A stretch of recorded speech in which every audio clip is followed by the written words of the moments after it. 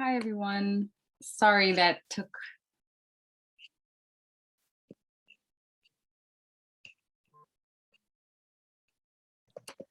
Hello, we're in.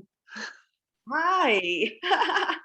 Fabulous. Thank you so much for rolling with that. And whoever got us in, I appreciate it. Now that you're active, I'm going to hop out and unless anybody needs anything. So attendees receive this Zoom link and they'll just. Yep. Okay. Yep. So they just click in from the agenda. Okay. Thank All you. right. All right. Have a great session. Okay. So we're just going to wait a little bit for folks to hop on. I actually just got off of the networking, so it took a minute for that to finish up. Hey, and I was just talking with Ria. Perfect.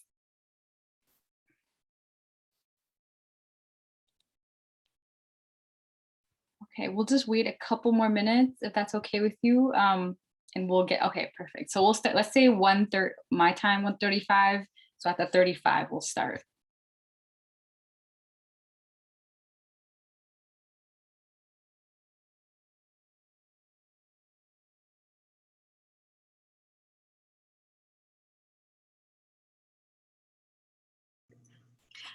I'm going to hide off camera. I'm really tired of looking at myself. I would much rather focus on y'all for this session. So pardon me for hiding.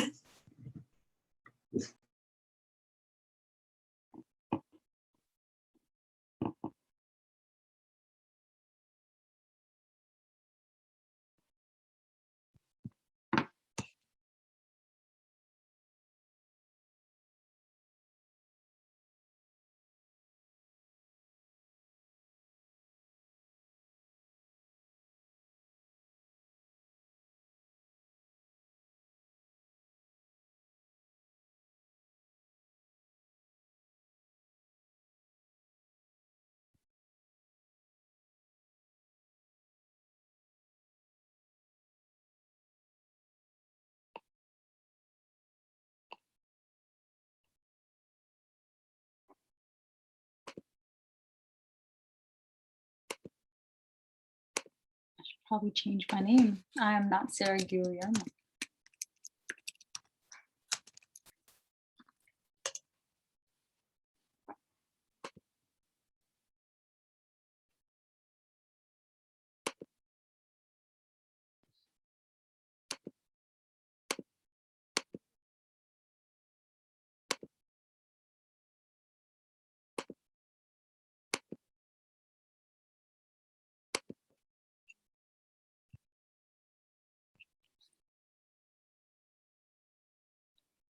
So I'm gonna be having breakout rooms. So is it okay to just say in our we're gonna have breakout rooms of like 3 people each? Are you okay with like doing that? Yeah, so I don't, for this session, I'm not sure we'll need it because it's just us four here. This is not being streamed anywhere. Yeah, okay. So we won't need breakout rooms for today, but for tomorrow, if we have a greater group of people, yes, we can. Oh, okay. Do you see where there's 4 of us on this call, so I don't think do you want breakout? Right. Okay. Yeah. If you still want breakout rooms like 2 and 2, we can do that, but we will be the No, that wouldn't make sense. I thought we were waiting for more people to come in. Yeah, we're still waiting, but I haven't seen people hop on. Oh, okay. I know that it's not even, I don't even think there's just so much other, there's a lot of other tracks happening. So I don't know. People get to choose where they want to go. But I say let's just get started. If folks hop on while you're presenting, then we will allow them in. And then depending on how many people we get, we can split off into breakout rooms. But without further ado, we're gonna get started, y'all. I am gonna pass it to Isabel. doing incredible work. This workshop that she has prepared is really, really impactful. And I actually got to meet with her about it. So I'm really excited to see how she leads this. And I'll hand it to you to introduce yourself and get started. Awesome. So yeah, my name is Isabel Garcia. I use she, her pronouns. And yeah, I am going to share my screen now. Let's see if this works. Standard percent. Can you see the screen fine? Let me Yeah. know if you can. Okay, awesome. Yeah. So I have titled this, I will say dialogue, the many faces of activism. And you will see why in a few minutes. But before I start officially, I want to make sure that, to say that there are many things that are happening around us, right? We have right now, especially where I am in the Pioneer Valley, Western Massachusetts, we are having, for instance, many rallies talking about anti-Asian hate. We also had yesterday the trial of George Floyd's murder. We are also still in the middle of a pandemic. So I wanna recognize that these are things that are happening in real time, yet we are making an effort to show up right here at this moment. So I just wanted to put that out there with a cute dog that I found in a GIF collection. It is important to recognize the effort that we're doing to be here. So I want to say thank you for that. I also want to say, feel free to show up as you are. There are many expectations, especially in quote unquote professional spaces, where it is expected for people to show up in a certain way. I want to make sure to say that here in this space with me, feel free to show up as you are, because who you are and the state you're in is good. So maybe you're cooking right now. Maybe you are in your bed, literally with your underwear, eating right now. And maybe you have your camera off because you're doing so. That's fine. Maybe you move a lot. You have the fidget spinners. That is also fine. Maybe your dog wants to Zoom too. That is fine. It is fine if your cat and dog appear in front of your camera. Show up as you are. Maybe your child wants to say hi. That is fine. It is okay. Awesome. So having said all of that, I want to talk to you about me a little bit. I have moved on from the presentation of, summarizing my resume, because I believe that I should improve how worthy I am to take space. I am done with summarizing my bio and my resume. I have taken this initiative to introduce myself by talking about my intersectionality. And that is why I have this awesome picture of me with these oppressed identities and privileged identities. So we understand where I come from and the dynamics that are gonna be at play during this dialogue. So I am Dominican. I was born in the Dominican Republic. I immigrated here to the US 12 years ago. I identify as Latina and Afro-Caribbean. I am first gen. I actually just getting my master's in public health. And I also low income. And English is my second language. I have a thick accent. I'm very aware of that. And I have mental health issues or mental health disabilities. I have depression, anxiety, and also experience suicidal thoughts. In terms of privileged identities, I am cisgender. That means that I identify as female, and it matches the biological category that doctors gave me when I was born. I'm also heterosexual or straight, and I am able-bodied. So I'm able to, I don't need I don't have to think about universal design. I don't have to think about it when I go to any space physically.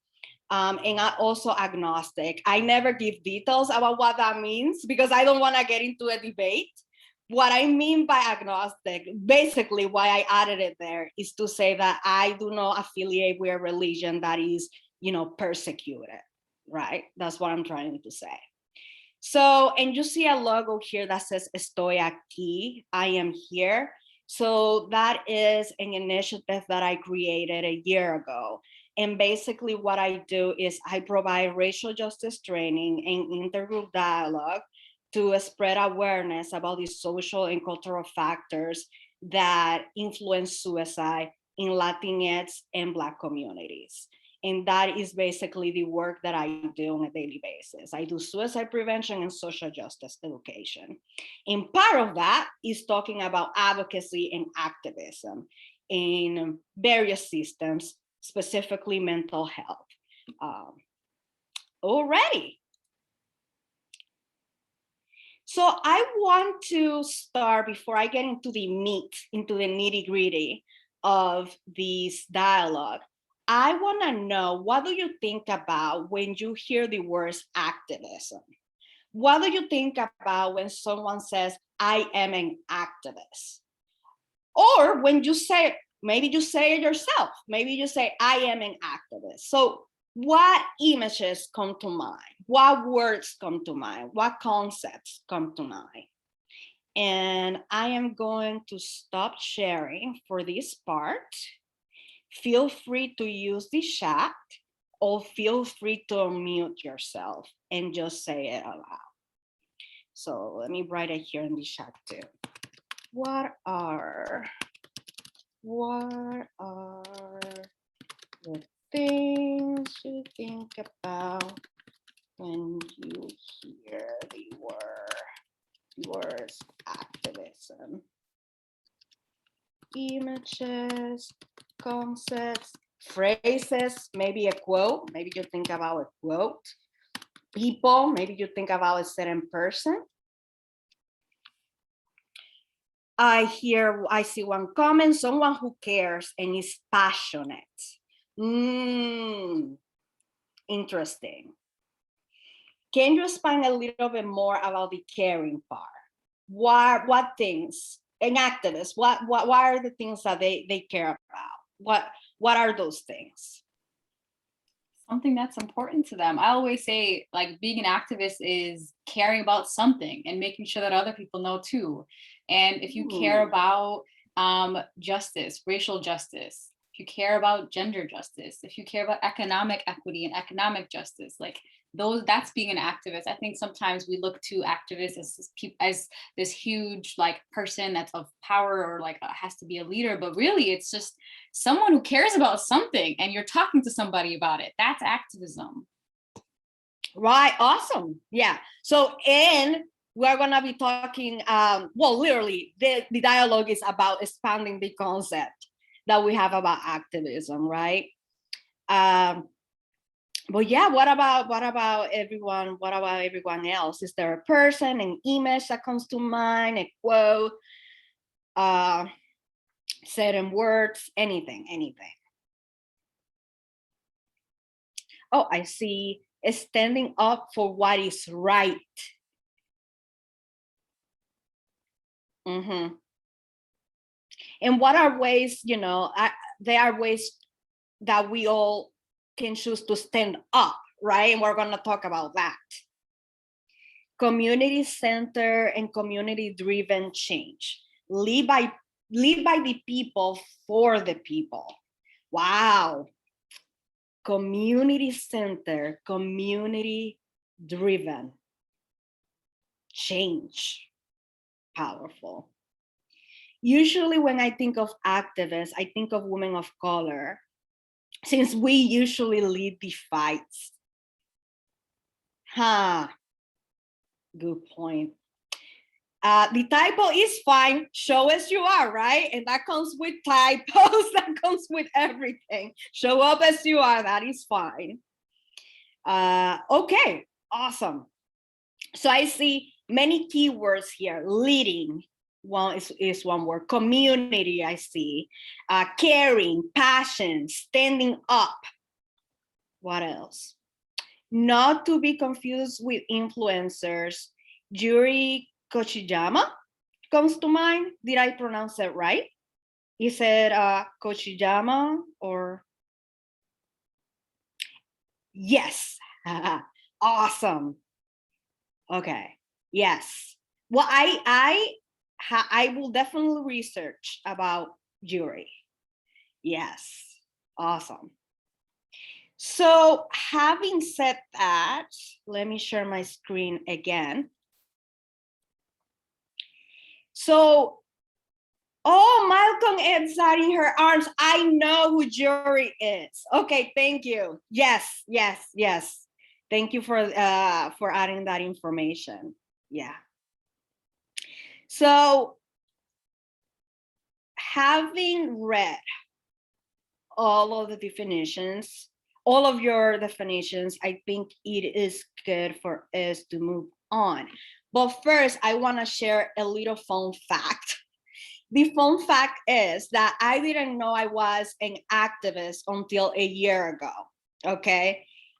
Even though I have like 10 years of being an activist, I didn't know I was one until a year ago in the summer when George Floyd was murdered, okay? So when George Floyd was murdered here in the Pioneer Valley, specifically Springfield, Massachusetts, there was a lot of protests. There were a lot of marches. And my image of what an activist was literally someone who goes to protest, someone who organizes marches, someone who shows up, like in the media, talking, you know, with a microphone, with a megaphone and all of that. And I wasn't doing that. And I didn't do that. And so I thought, I am not an activist, right? And I felt very ashamed of that because literally all my friends did those actions. Then I came across this model, the social change ecosystem map by Deepa Iyer from the Build a Movement Project. I had no clue, first of all, I had no clue this model existed until it went viral on social media. And when I find out about this model, it changed my whole concept of what activism means. And since then, since I found out about this document, I started to identify as an activist and organizer because I finally found the vocabulary to define my activism, right?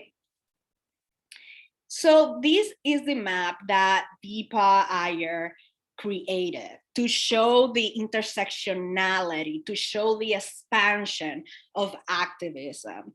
And I was able to really look at myself in here, specifically in the healer category, which again, to me, yeah, I do community care. I lead healing circles.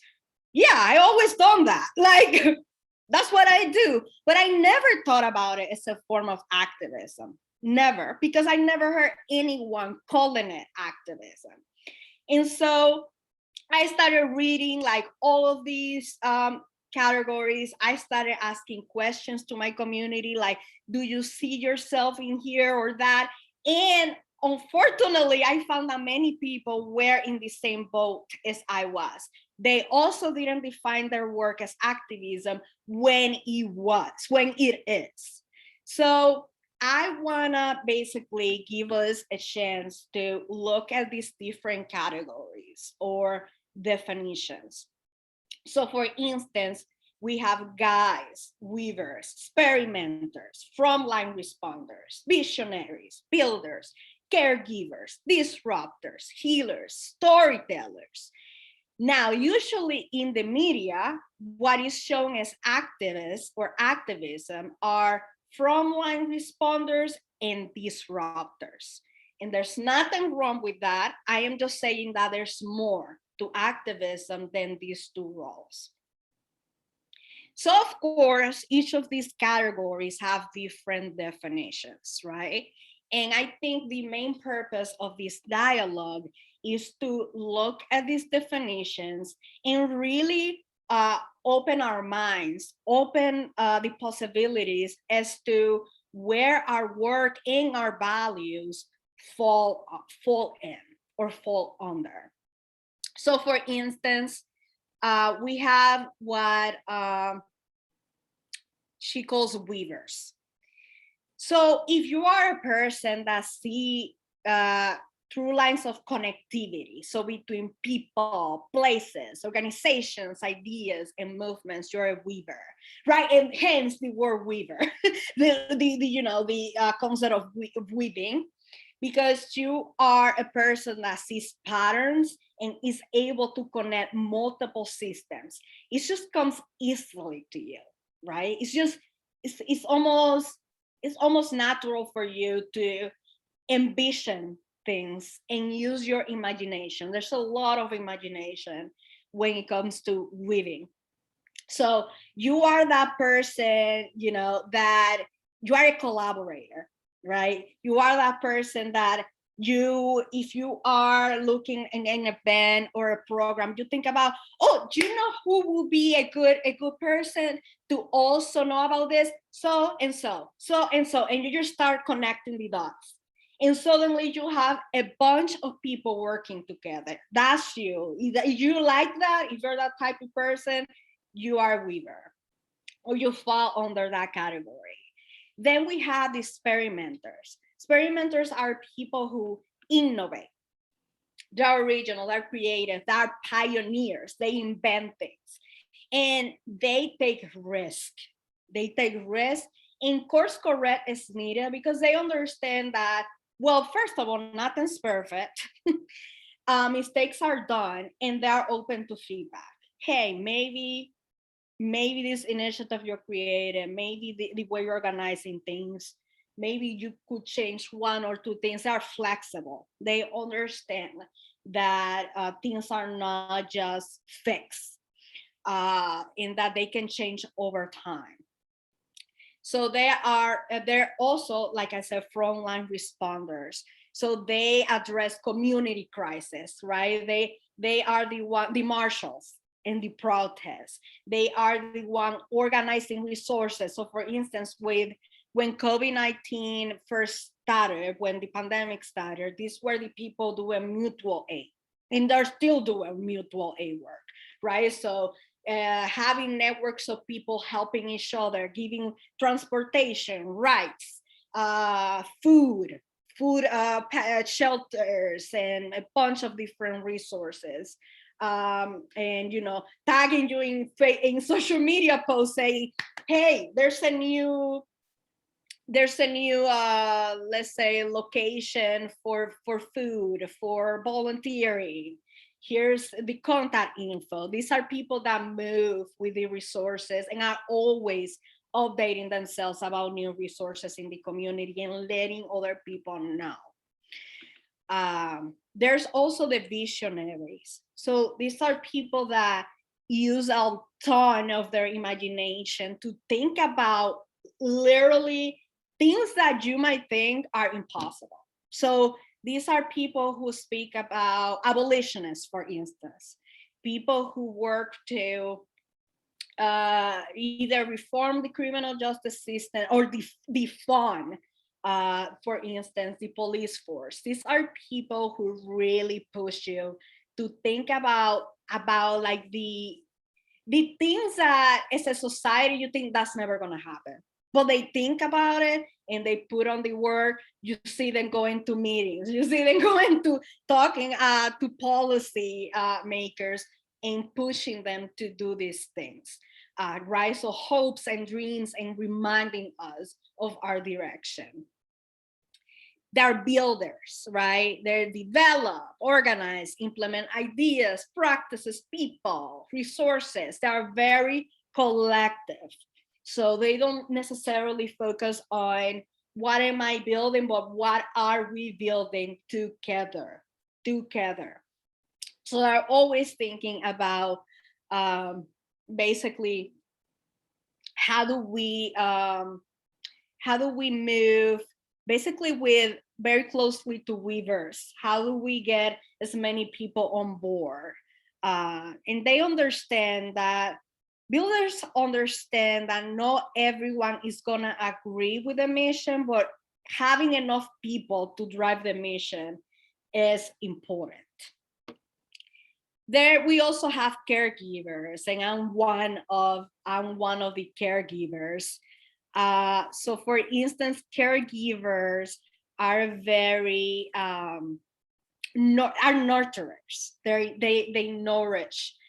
They look at the people around them and create community. So for instance, one of the things that I did while the George Floyd riots and protests were happening, I actually created a messenger. I created a messenger room on Facebook, right? And I opened the messenger room like three days a week and said, come as you are, I'm here, let's talk, complain, say whatever you want. So that was my way. That was my form of activism during the time, opening messenger rooms and telling people to check in wherever they wanted to, right? And many times I also do random messenger rooms without any schedule attached to it. So people can join whatever they want to and talk about whatever they want to. So that was it. That's a type of activism as well. Then you have disruptors. So, and this one, disruptors are usually shown in the media, right? Because they take those very uncomfortable and risky actions. We're talking about not only going to protest and putting themselves at the front lines, basically, literally taking the risk of dying, especially if they're Black, taking the risk of dying for the cause. They shake the status quo, right? With the purpose, of course, of raising awareness and building collective power. Then we have healers. Healers recognize and understand intergenerational trauma. And they understand that the system is the one that has to be held accountable for our wellness, for our well-being. And I identify myself as a healer because I believe that when we talk for things like, for instance, self-care, I look at it as a community care action. So why, I ask people, okay, but why do you need so much self-care in the first place? Is it your workplace that is basically exploiting you? Let's look at that, and let's look at that policy, and let's look at what's wrong with the workplace, not what's wrong with you. So the healers do that. They look at systemic change, not necessarily individual change. Then we have storytellers. This is some storytellers. First of all, these storytellers have always existed, especially in indigenous cultures, right? We have the elders, for instance, sharing stories from generation to generation that heal, that spread art, that spread joy, that involves music, that it involves art, right? These are also activists in their own right. They actually build and maintain communities for, again, generations to generations, bringing hope as well, talking about, hey, remember when this happened, we thought it was impossible and it did. Remember this law and it changed, right? All of these things help us have keep the imagination going, because social justice is about imagination. If you don't have imagination, social justice is never gonna happen. So storytellers keep that imagination and hope going. Okay, they maintain and record history. And then lastly, we have guides. Guides teach, they counsel, they advise, they use those gifts to keep to share wisdom, really. So these are the people that call others in, right? And I see this a lot on Facebook. I have a friend who is she's like the ultimate example of what a guide is. You have people basically having fights on Facebook about social justice topics, and she comes in and everything just for some reason everything just starts to feel right, and everyone just suddenly understands each other. It's like the most powerful talent ever. But these are people that they are able to use public speaking skills, that are able to really speak to an audience and move them for action. Now, I have spoken a lot, and I know that was a lot. It could be a lot, especially if it's new information for you. I know that there are comments in the chat, and I want to read them. Storytellers, truth tellers, yeah. This is so affirming. I run an art 501c3 called Stories for Solidarity. And people want us to be guns blazing all the time. And that is saying us, right? Exactly. And it is, so that is one of the messages that I want to provide today. That if that isn't you, that isn't you. And it is okay.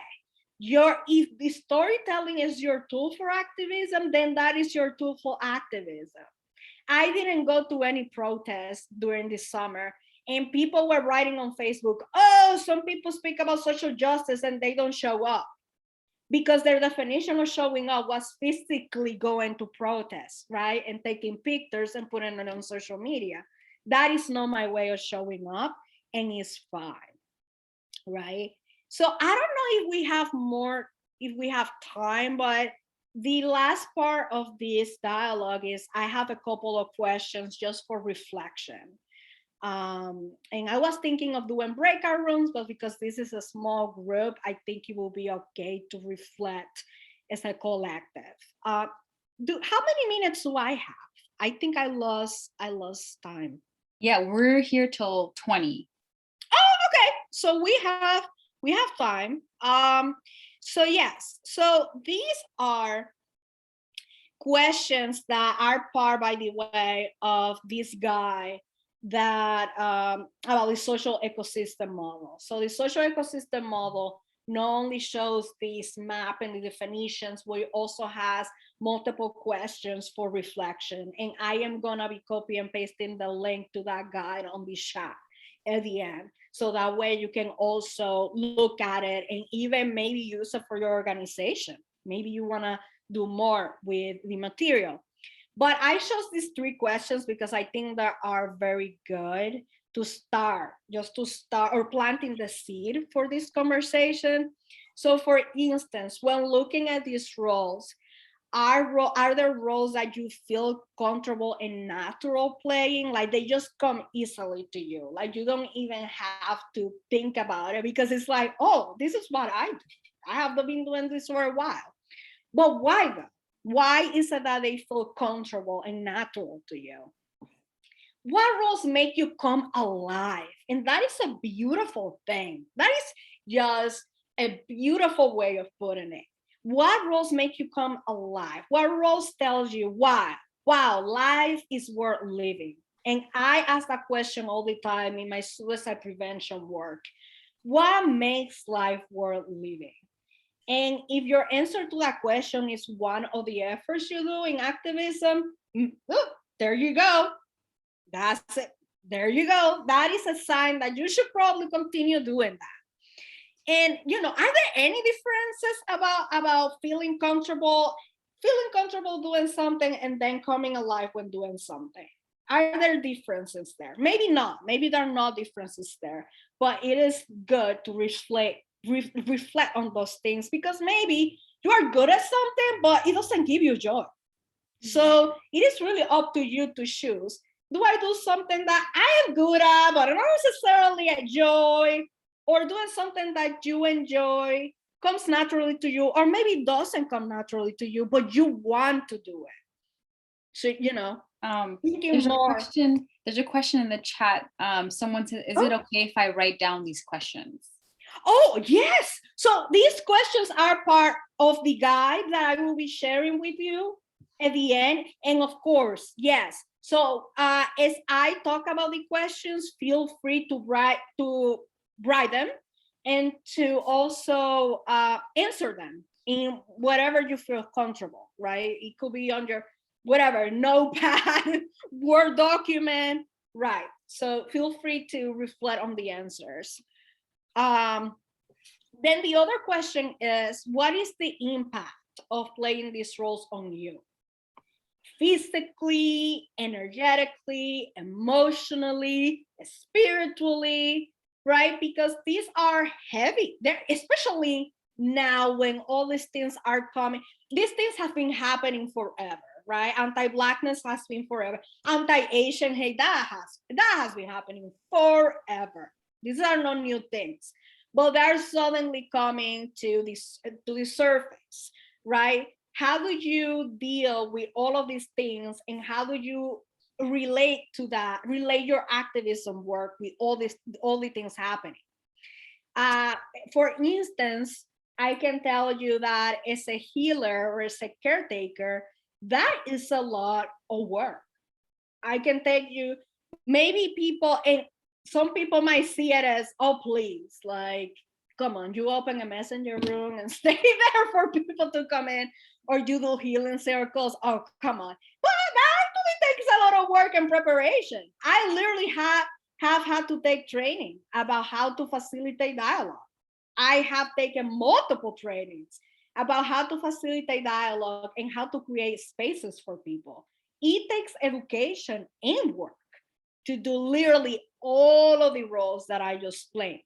So how do they impact you, and how do you deal with that? If they impact you physically, for instance, one of the reasons why I do not identify as a frontliner is because I know that if I go to protests and marches, my body is not going to be able to handle it. I get overwhelmed very easily, especially because of my anxiety and my suicidality.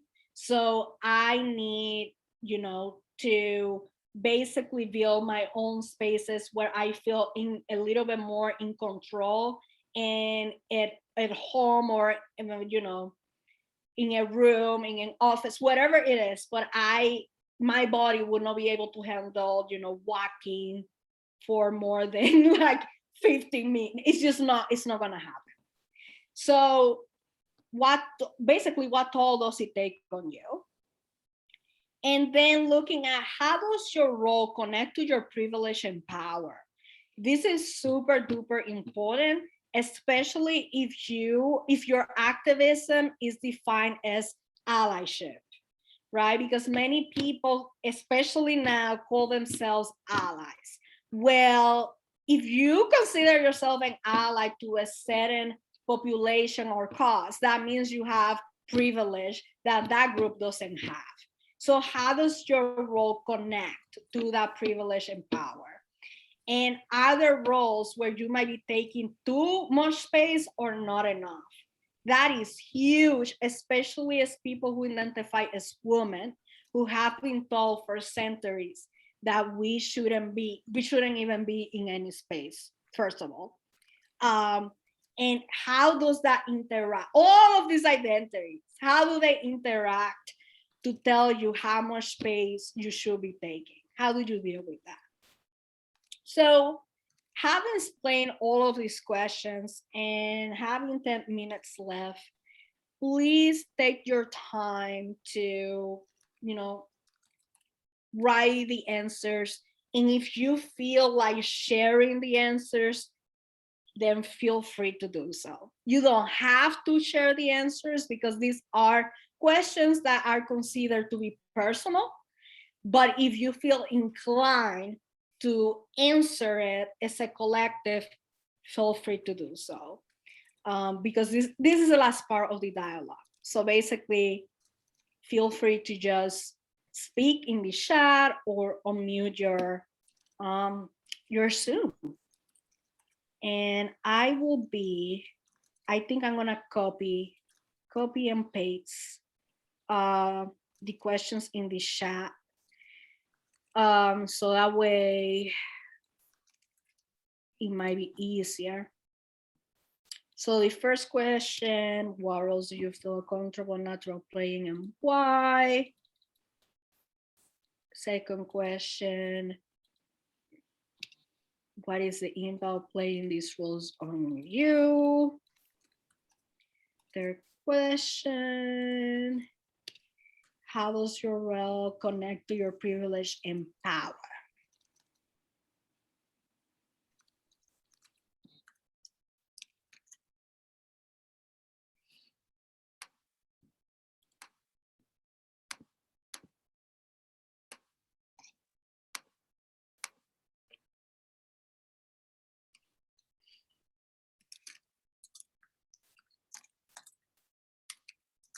So feel free to mute yourself or just write any and really answer any of the questions. You don't have to answer all of them, but any of the questions in the chat if you want.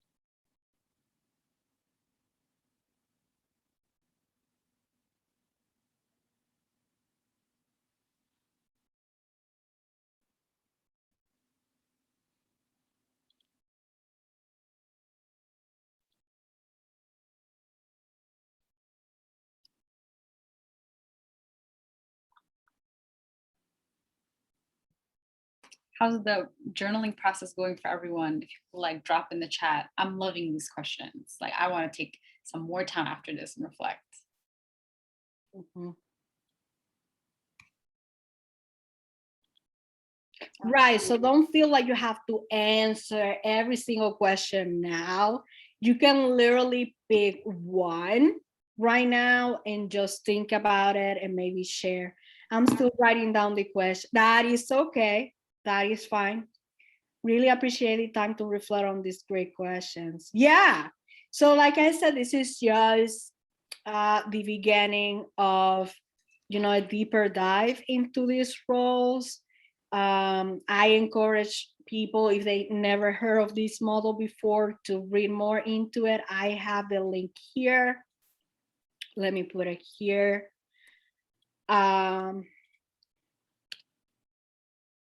There you have even more questions, more explanations about the model.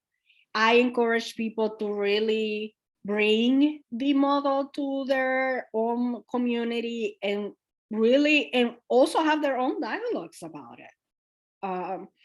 I mean, just the fact that it took me 10 years to say I'm an activist, and that thanks to this document, to this map, I am able to say, well, actually, I am an activist. I am a healer, right? this is what I do. This is what I work towards to. That gave me the power to say, I am doing something. I am showing up. And this is my way of doing so.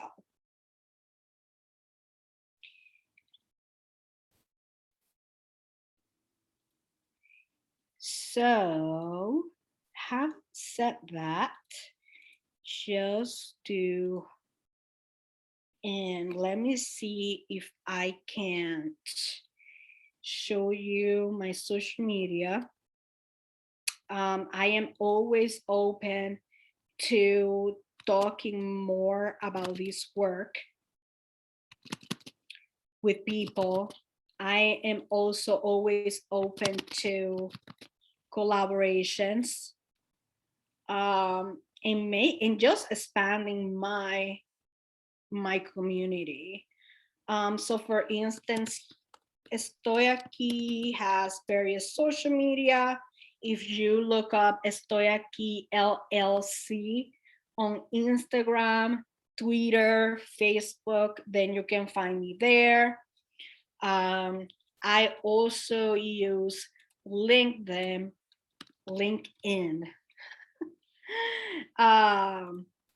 So you can also find me there. Let me look at the link here. You can also add me there. You can also add me on Facebook. I use Facebook a lot. It is really my main tool for doing the work that I do. If you like memes, my Facebook is the way to go for memes. So that's there. Am I missing? Oh, and my website for Estoy Aquí as well. If you wanna look, if you are interested in suicide prevention and social justice, that is also a resource for you, for your organization, whatever it is. In the summer, I will be coming up with an initiative called La Cultura Sana, Reclaiming Our Roots. So I am going to be offering community care training to barbers, hairstylists, bartenders, librarians. So people who are not usually considered supporters of mental health, but that culturally they have been for a long time. And so we are just going to be spreading awareness about that movement. So yeah, thank you so much for being here and listening to me talk. Thank you so much for your incredible presentation. We appreciate you and your brilliance so much. I'm hearing some really great things in the chat. Really appreciated this. I'm glad you all were able to join. Part 2 of this workshop will be right after this, correct? Yep, literally. Literally right after this, it's going to be a different Zoom link. So hop on to the political activist track and the Zoom link is going to be right there. Thank you. I'll see you. I'm not going to join the next one, but a colleague will be joining. So thank you. It was nice seeing you again. Bye, everyone. Bye.